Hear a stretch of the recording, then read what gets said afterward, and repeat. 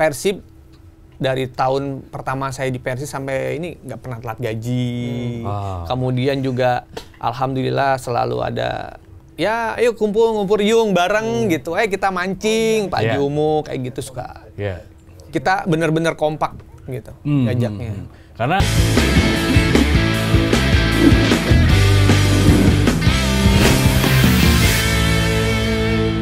Kang Edi sendiri terakhir di Persib kapan, Kang? Saya di 2009-2010. 2009-2010. Setelah berapa musim tuh? Setelah 3 musim ya. Dari 2006, 7, 8, 9 ya. Iya, 3 musim yang sangat berkesan tuh ya. Sangat-sangat. Iya. Tapi memang Persib ini tim yang paling berkesan ya, yang pernah dibela Kang. Sangat-sangat berkesan karena alhamdulillah selama ini jadi orang kenal saya itu Edi Persib ya gitu. Kalau Kang Edi sendiri apa yang paling diingat yang momen yang tidak terlupakan ketika berseragam Persib? Pertama itu adalah klub Liga 1 profesional ya. Setelah waktu pertama itu kan dulu di Liga 2, Liga 3 gitu kan. Nah, itu Liga pertama, kemudian langsung dapat Persib. Saya orang Jawa Barat, gimana nggak berkesan tuh. Pasti merasa, wah alhamdulillah banget deh. Kayaknya cita-cita semua orang Jawa Barat, anak laki-laki yang hobi main bola pasti pengen. Mimpinya begitu. Tapi sebelum jadi kiper, katanya striker dulu. Bener Kang? Itu di SSB. SSB ya? Waktu itu zaman-zaman apa ya, zaman-zaman nggak ngerti ngapa-ngapain, pokoknya main bola aja gitu kan, senangnya kiper, di striker. Bisa golin ya? Bisa golin, senang gitu kan sama teman-teman. Tapi ternyata nasib berkata lain. Kok bisa jadi dari striker ke kiper itu gimana ceritanya, Kang? Ceritanya itu kayak gimana ya? Kalau boleh saya bilang itu seperti kayak nasib yang ngegeser saya. Jadi waktu itu di kampung saya itu ada orang Jakarta lah. Orang Jakarta bermain bola, saya lagi di rumah, udah gitu nonton, disuruh jadi kiper. Mau ngimperin nggak gitu? Tahu-tahu main bagus. Kok bagus lu latihan? Enggak, saya bilang gitu. Yaudah, besok ikut deh, gitu. Di situ dari situ tuh ya. Dari situ mulai orang jadi tahu, oh Edi bisa kiper ya. Gitu ceritanya. Tapi sebenarnya kalau striker jadi kiper kayaknya make sense juga sih ya. Jadinya kan bisa ngebaca gitu. Ini striker mau kemana nih, mau nembak kemana nih, punya feel itu gitu loh. Sama kayak striker terus jadi back, kayak Jajang gitu ya. Itu kan juga akhirnya bisa, Tapi emang secara postur Kang Edi ini cocok jadi apa aja. Striker tinggi, kuat bola udara. Jadi kiper juga tinggi, kuat bener. Juga. Artinya bagus emang. Iya, benar. Dan ini juga menjadi salah satu star. Zaman itu di Persib ya. Waktu itu salah satu bintang lah. Itu kemana-mana pasti ya? Iya. Lagi latihan juga pasti orang pada manggil Kang Edi gitu kan. Edi gitu ya. Siap, Edi. Alhamdulillah sih waktu itu nggak ada debt collector. Adanya mata. Iya. Jadi Kang, seiring berjalannya waktu, Kang Edi meninggalkan Persib Bandung. Zaman berganti, Persib juga semakin hebat sampai akhirnya 2 musim terakhir ini Kang, back to back juara. Iya. Kang Edi melihatnya gimana Kang? Kalau saya lihat, memang perjalanan Persib di tahun kemarin ya terutama ya, itu memang sangat-sangat gimana. Kalau saya lihat itu memang konsisten ya mereka itu ya. Konsisten, dari pertahanannya bagus, gelandangnya juga keren, strikernya juga bagus. Setiap dapat bola itu, wah ngeri deh, pasti ngegolin gitu. Mau asing, mau lokal juga keren-keren, kayak gitu sih. Jadi memang secara tim pantas untuk.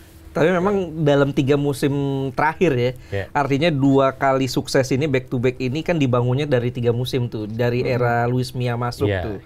Waktu itu dia finish ketiga ya, 2022 2023 ya. Dari situ kemudian finish ketiga, di musim berikutnya mereka Luis Mia keluar, masuk Boyan Hodak, juara, dan sekarang juara lagi. Sih. Dan ini kan sebenarnya nggak mudah ya Kang ya, biasanya mempertahankan gelar juara 2 musim beruntun. Ini capaian rekor juga, kayak dulu mungkin zamannya Coach Indra Thohir 2014 tuh ya. Indra Thohir itu tahun 94. Itu kan peralihan dari Perserikatan. Ya, itu era pertama digabung ya, antara Perserikatan dan Galatama ya. Tapi sebagai mantan pemain ada rasa ini nggak sih Kang? Coba gue masih main di Persib gitu kan? Ini back to back gitu. Pastilah, pasti. Karena kan bagaimanapun ketika kita jadi pemain ya harapannya apa sih kan pasti juara ya. Ya. Gitu. Apalagi sekarang jadi ada, walaupun saya belum main aja udah merasa bangga gitu. Ya. Pasang status pasti kayak gitu kan. Kita pasang-pasang lagi foto-foto kita waktu berseragam Persib kayak gitu. Pastilah, nggak mungkin nggak. Apalagi kalau dikasih kesempatan lagi gitu, wow, udah pasti. Itu lebih zaman keren. itu Kang Edi itu ngalamin 4 pelatih ya. Arcan Yuri ya. Arcan Yuri, Coach Jaya Janur Hartono, ya. Janur, Jaya Hartono. Coach Robi Darwis sempat Robi ya. Darwis, betul. Dan Jaya Hartono ya. Betul. Itu bedanya di antara pelatih lokal sama pelatih asing apa tuh, Kang? Lebih kepada apa ya? Pertama udah pasti bahasa ya. Bahasa kita juga kayak kurang ngerti, kurang paham gitu. Terus kemudian kalau pelatih lokal itu kan lebih kepada warga sendiri lah, maksudnya lebih dekat, lebih seperti itu sih. Ikatan emosional ya, mungkin lebih dapat kali dapat. Seperti ya. itu. Ya.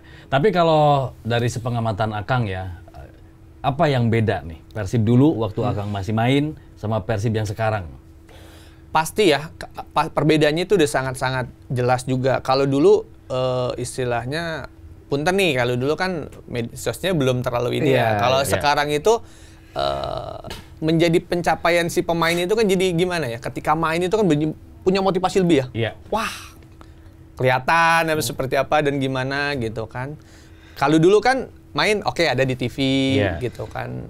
Tidak begitu apa ya, maksud saya tidak seperti sekarang lah gitu, tidak seperti sekarang. Jadi menurut saya bisa memotivasi lebih-lebih gitu.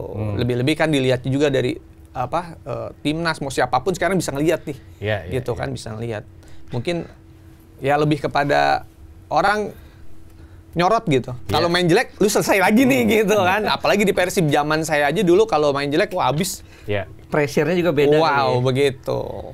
Tapi emang dari dulu Persib itu manajemennya tuh kekeluargaan ya, dan itu kan masih dirasakan juga sampai sekarang tuh. Alhamdulillah, kalau saya boleh bicara, Persib dari tahun pertama saya di Persib sampai ini nggak pernah telat gaji.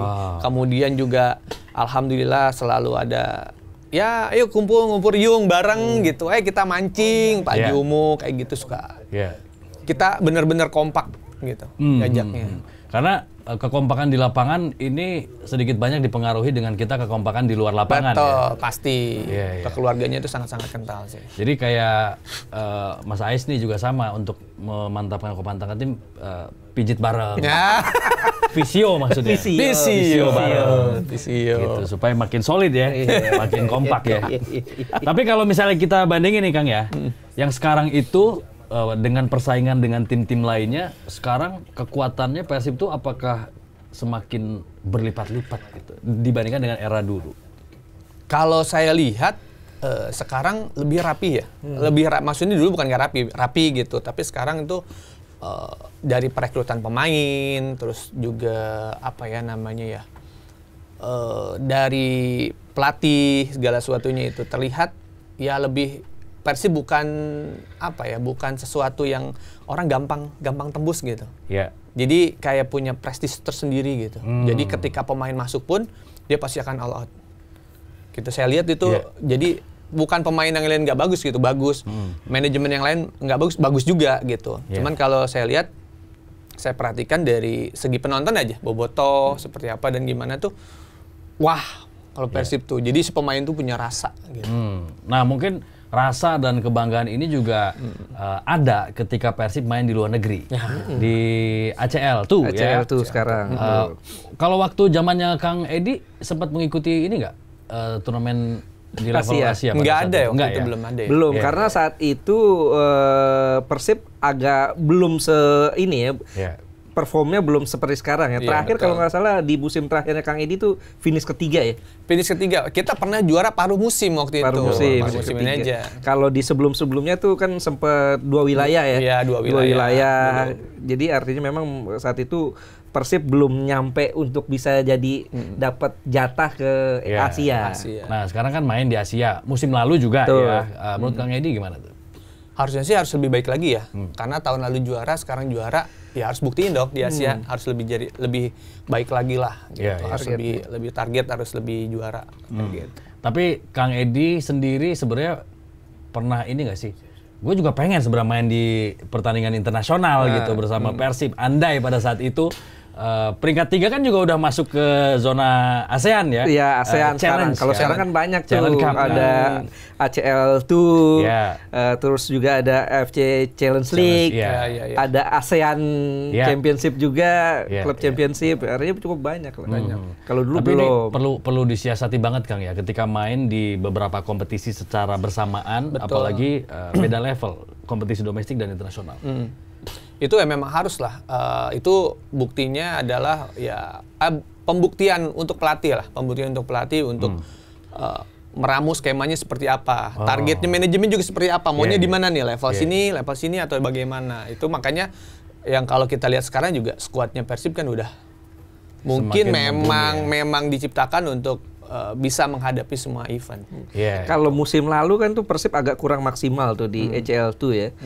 Ada yang bilang nggak serius kan Persib di Asia, itu benar nggak sih kan kalau menurut Akang? Kalau menurut saya gini, apapun itu ya, serius nggak serius, kita sebagai pemain, kita sebagai klub harus kan memang all out ya. Nah, mungkin ada strategi karena memang lebih fokus untuk di domestik ya, Liga 1 seperti itu. Tapi apapun itu, kalau saya sebagai pemain mau main di manapun ya memang harus all out kayak gitu. Oke, artinya ini menjadi tantangan dan ujian bagi seorang pelatih sampai di mana kepiawaian meracik dan juga meramu strategi dan juga tangan dinginnya nih untuk bisa membagi fokus ya antara kompetisi domestik dan juga kompetisi internasional. Oke, soal skuad nih, Persib perombakan besar-besaran.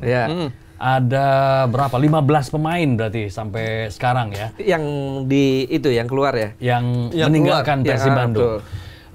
Kita lihat dulu 13 pemain ya. 8 pemain asing, bahkan pemain-pemain penting. Betul, Ciro, pemain kunci. Nicky Wipers hampir semua ya. Kocijan, Gustavo Franca.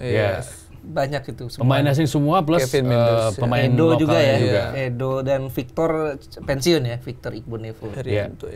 Sama Kevin Ray Mendoza juga. Nah, ini total 11 ya sekarang udah 11. 11 pemain baru, 8 pemain asing dan 3 pemain lokal ya. Betul. Ada Sadil, Dewa, satu laginya Hamra. Betul.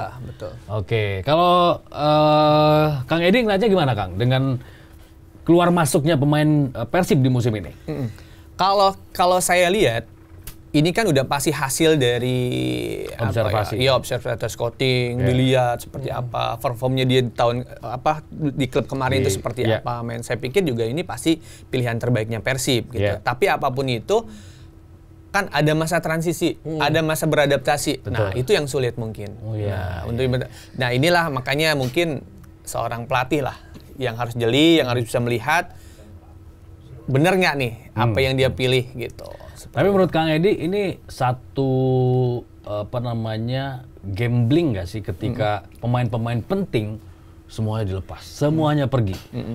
Walaupun kalau kita lihat setelah datang pemain-pemain baru, ini juga nggak kalah oke nih, bagus-bagus juga. Tapi dengan pilihan untuk melepas pemain-pemain penting ini gimana menurut Kang Edi? Ada salah satu faktor penting ya di dalam squad itu, chemistry. Nah, mungkin itu yang akan jadi kendala menurut saya. Karena kenapa? Kalau dilihat dari performnya mungkin mereka udah pemain inti semua nih, pemain top-top semua kan, gitu. Mungkin secara individu mereka bagus, tapi mungkin secara tim. Nah, kita belum pernah tahu nih bagaimana dan situasi kondisinya, chemistry-nya dia percaya nggak atau seperti apa. Itu mungkin yang akan jadi kendala menurut saya. Apalagi ini kan ada Piala Presiden nih. Persib baru mulai TC tanggal 30 kemarin tuh, 30 Juni. Dan Piala Presiden udah mulai tanggal 6. Artinya kan cuma seminggu. Betul. Kira-kira kalau seminggu itu cukup nggak sih Kang buat mantapin tim, chemistry-nya gimana gitu? Balik lagi yang saya bilang, kalau secara individu mungkin mereka siap secara individu, tapi secara tim ini bukan sesuatu yang gampang menurut saya. PR-nya di situ. PR-nya di situ. Benar. Menyatukan tim sekaligus mentransfer apa yang diinginkan pelatih ya. Betul. Supaya bisa diterjemahkan dengan baik di lapangan. Nah, Ini adalah skuad yang dimiliki oleh Persib Bandung menyambut musim 2025-2026. Kita lihat di posisi penjaga gawang Adam Persibek masuk menggantikan Kevin Mendoza. Masih ada Teja, masih ada Fitrah yang perlu berkembang tentunya. Di belakang ada Kakang, masih ada Hen, masih ada Robi Darwis. Hamra masuk, ada Julius Caesar masuk, Jupe, ditambah Dewangga, ada Rezaldi Hanusa, Bule mudah-mudahan cepat pulih ya. Ada Zalnando. Ini kalau nggak salah ada satu lagi deh, Matrikardi. Ya, yang baru. Patricio Matrikardi. Iya, center back ya. Iya, tandemnya Julio Cesar nanti. Betul. Kemudian di posisi gelandang bertahan, sepeninggal Kosijan ya, ada Lucho, ada Adam Alis dan juga Nazil Alvaro. Gelandang tengahnya ada Mark Klok, Dado juga Zikri, terus penyerang tengahnya ada Ramon Tangki, ada William Barros dan juga Dimas Derajat. Oh, ini gelandang serangnya juga ada Sadil Ramdhani. Sadil juga datang, ada Beckham, ada Ferdiansyah, ada Ferdiansyah kayaknya ke Semen Padang deh. Iya.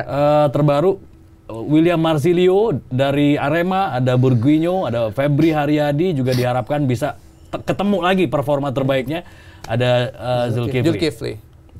Nah ini kemarin kan kiper Persib si Kevin Ray Mendoza tuh salah satu jadi kunci performa Persib ya Kang. Dan menetapkan standar baru buat penjaga gawang Persib. Nah, ya. Jadi Akang lihat Adam Persibek kiper yang dari Wales ya, dari Liga Wales, itu kira-kira bisa nggak dia cepat perform seperti yang dilakukan oleh Kevin?